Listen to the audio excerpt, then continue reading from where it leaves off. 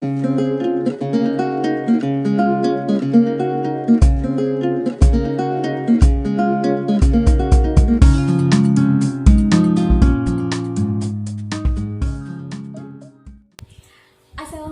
warahmatullahi wabarakatuh. Nah, kita ketemu lagi ya. Pada video pembelajaran kali ini yang akan kita bahas adalah tentang tanda bahaya pada kehamilan lanjut, yaitu tentang perdarahan yang terjadi pada saat kehamilan lanjut.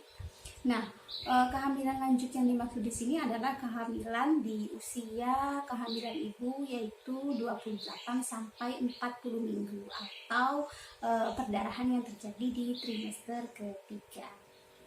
Nah, kalau misalnya ibu hamil mengalami perdarahan pada saat usia kehamilan 28 minggu sampai dengan 40 minggu, maka hal tersebut adalah hal yang harus diwaspadai karena memang tidak ada istilah perdarahan fisiologis atau perdarahan yang normal pada kehamilan di trimester ketiga.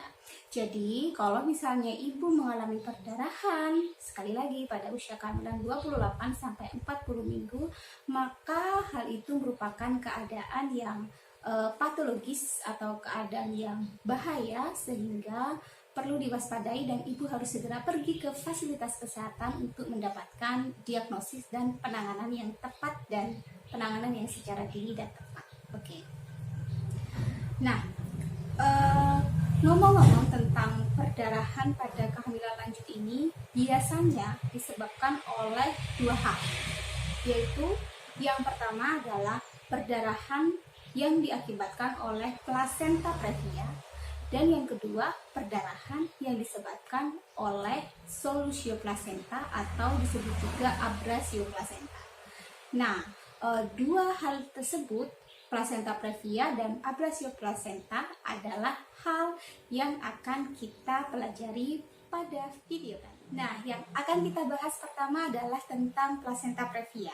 Oke, jadi apa sih plasenta previa itu? Plasenta previa didefinisikan sebagai suatu keadaan patologis atau suatu keadaan tidak normal di mana plasenta berimplantasi atau dia menempel dan tumbuh pada segmen bawah rahim atau segmen bawah uterus sehingga plasenta tersebut menutupi sebagian atau seluruh jalan lahir. Nah, bisa dibayangkan dengan gambar ini ya.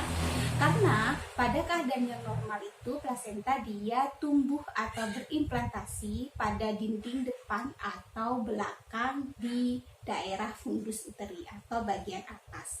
Tapi kalau pada plasenta previa dia berimplantasi pada bagian bawah sehingga menutupi sebagian atau seluruh jalan.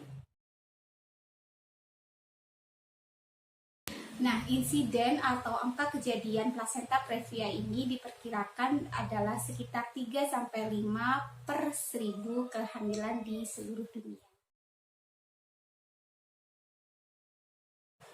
Kemudian timbul pertanyaan seperti ini, apa sih penyebab terjadinya plasenta previa? Jadi memang sampai saat ini belum diketahui secara pasti apa yang menyebabkan plasenta bisa berimplantasi di bagian segmen bawah rahim. Akan tetapi ada teori-teori yang menyebutkan tentang kemungkinan plasenta tumbuh di bagian segmen bawah rahim. Apa saja itu? Oke. Yang pertama adalah plasenta previa bisa disebabkan karena bagian endometrium yang di bagian fundus, bagian atas tadi yang normalnya ditumbuhi atau diimplantasi oleh plasenta, dia rusak atau cacat. Nah, karena di bagian fundus uteri itu cacat, otomatis plasenta akan tumbuh atau berimplantasi di bagian bawah, segmen bawah rahim. Nah, endometrium yang cacat ini bisa disebabkan oleh akibat dari bekas operasi, kemudian bisa karena manual plasenta, kemudian bisa karena dilakukan tindakan kuretase pada kehamilan sebelumnya, sehingga pada kehamilan ini plasenta tidak bisa tumbuh di bagian fundus uteri, tapi dia tumbuh dan berimplantasi pada bagian segmen bawah rahim. Kemudian yang kedua yaitu adanya polip kemudian tumor atau miom pada daerah fundus uterus. Jadi oleh karena itu plasenta akhirnya akan berimplantasi pada daerah yang tidak ditumbuhi oleh polip, tumor atau mioma tersebut. Nah, kalau untuk bagian segmen bawah rahim yang bersih masih dari miom, polip, dan tumor, maka ya itu akan menyebabkan terjadinya plasenta previa. Nah, itu ya. Nah, kemudian ada beberapa faktor predisposisi terjadinya plasenta previa.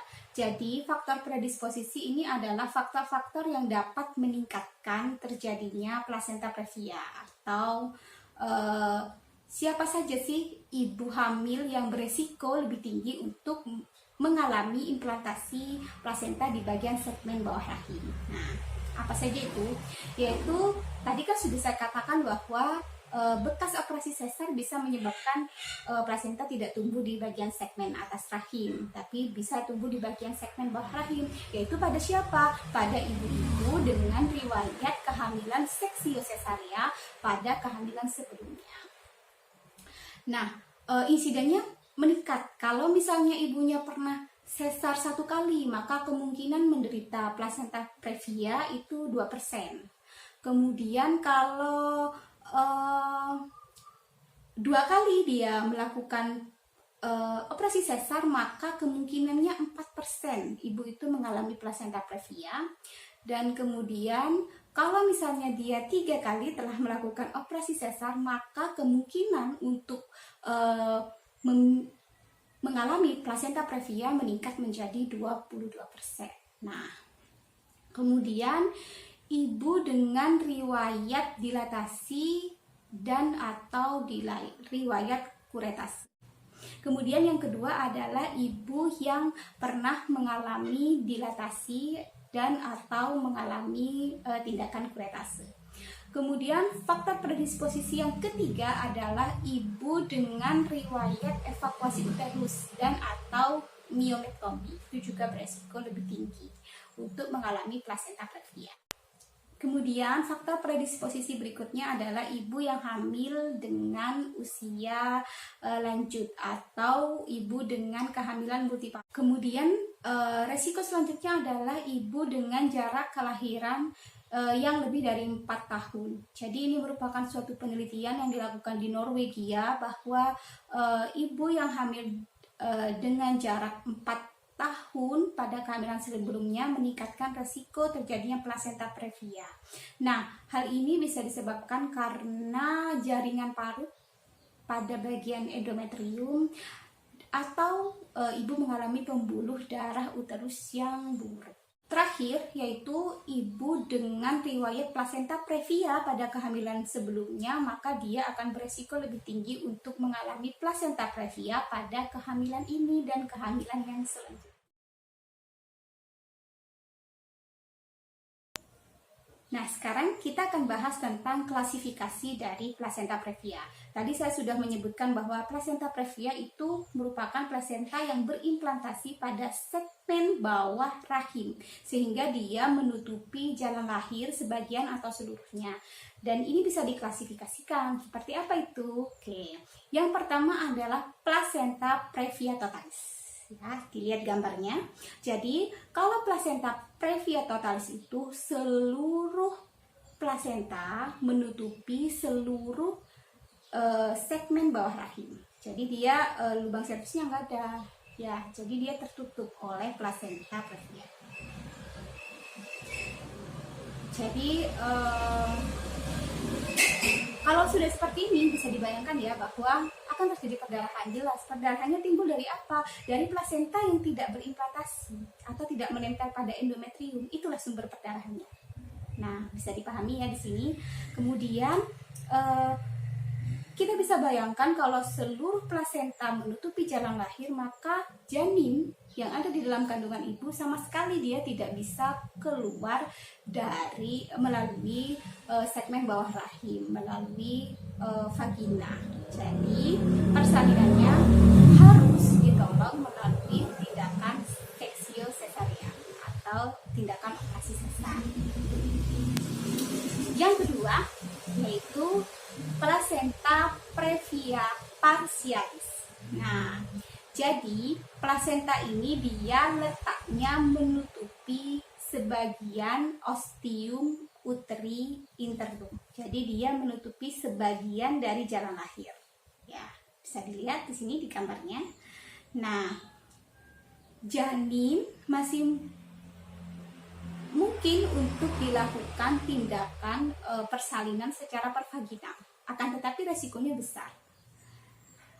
Karena akan menimbulkan resiko perdarahan yang lebih banyak daripada kehamilan yang dengan plasenta normal tumbuh di fundus. Nah, sehingga kalau misalnya terjadi plasenta previa parsialis, maka akan lebih baik jika ibu melahirkan melalui seksio sesarea. Itu plasenta previa parsialis. Nah, selanjutnya yaitu klasifikasi plasenta previa marginalis. Nah, jadi plasenta previa marginalis ini adalah plasenta yang berimplantasi pada tepi ostium uteri internum. Jadi dia, nah ketika ada lubang di sini ostium uteri internum, dia benar-benar ada di sininya. Nah, di tepi sini. Pas di dekat lubangnya itu. Nah, pas di lubangnya ya, di dekat lubang. Sehingga janin memang masih bisa keluar melalui jalan lahir secara pervaginal. Akan tetapi memang sama dengan plasenta previa parsialis, resiko perdarahannya jauh lebih besar. Nah, oleh karena itu, untuk menghindari perdarahan maka lebih baik dilakukan persalinan secara seksio sesarea. Kemudian yang terakhir adalah plasenta previa letak rendah atau nama kerennya adalah low lying placenta. Jadi kalau plasenta letak rendah itu sedikit berbeda dengan plasenta previa marginalis. Ketika ini ostiumnya, maka dia ada di sebelah sininya. Nah, jadi dia dekat dengan ostium uteri internum tumbuhnya. Itu dia. Nah, kalau pada plasenta previa letak rendah atau low lying placenta ini, janin masih sangat mungkin untuk lahir secara pervaginal dengan resiko perdarahan yang kecil. Jadi ibu boleh melahirkan melalui pervaginal tapi dengan pengawasan yang super ketat. Nah, itu dia. Jadi itu adalah klasifikasi plasenta previa ya. Jadi kita sudah sebut seperti plasenta previa totalis, parsialis, marginalis, dan juga plasenta previa letak rendah atau disebut low lying placenta. Plasenta previa dapat didiagnosis dengan pasti menggunakan USG atau ultrasonografi, dan ini hanya bisa dilakukan oleh dokter spesialis obgyn atau dokter spesialis kandungan. Nah, akan tetapi kita nih sebagai bidan yang merupakan garda terdepan dari kesehatan ibu dan anak. Karena ibu hamil yang mengalami perdarahan biasanya mereka pertama kali pasti akan langsung pergi ke bidan. Nah, maka bidan di sini perlu tahu bagaimana cara melakukan diagnosis dini terhadap kejadian plasenta previa. Tanda dan gejala dari plasenta previa yang harus diketahui oleh bidan sehingga bisa melakukan diagnosis dini adalah yang pertama, pada kasus plasenta previa ada perdarahan tanpa nyeri yang biasanya terjadinya itu dimulai dari kehamilan pada usia kehamilan sekitar 22 minggu ke atas. Tuh. Kemudian yang kedua, sifat darahnya. Bagaimana darahnya? Dia biasanya merah segar. Nah, karena kan memang langsung dari pembuluh darah plasental yang keluar di situ melalui lubang ostium uteri internum keluar dari vagina. Itu. Kemudian darah yang keluar dari vagina ibu itu sesuai dengan keadaan umum ibu atau keadaan anemia yang dialami ibu. Jadi misalnya darah yang keluar sedikit, ibu juga pucatnya sedikit. Nah, ibu juga lemasnya sedikit. Tapi kalau misalnya ibu perdarahan banyak, maka ibu mengalami anemia yang berat. Nah, ibu juga mengalami rasa lemas yang berat sesuai dengan banyaknya darah yang keluar itu. Kemudian terjadi shock hipovolemi. Jadi shock karena dia kekurangan darah. Kemudian pada pemeriksaan palpasi, jadi bagian terendah janin itu tidak masuk kepada pintu atas mangkuk. Dan pada pemeriksaan BJJ, biasanya kondisi janin bisa normal atau bisa terjadi suatu keadaan yang gawat.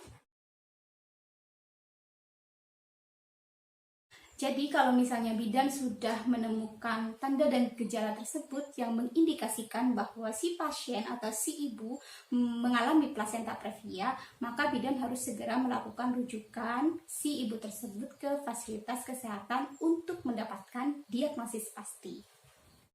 Bidan dan juga dokter tidak boleh melakukan pemeriksaan dalam atau VT atau vagina to say jika tanpa kesiapan dari seksi sesarian. Jadi, kalau ada indikasi bahwa si pasien atau si ibu ini mengalami plasenta previa, sekali mencoba untuk melakukan VT. Kecuali VT dilakukan di meja operasi. Ibu sudah siap operasi, baru boleh dilakukan VT.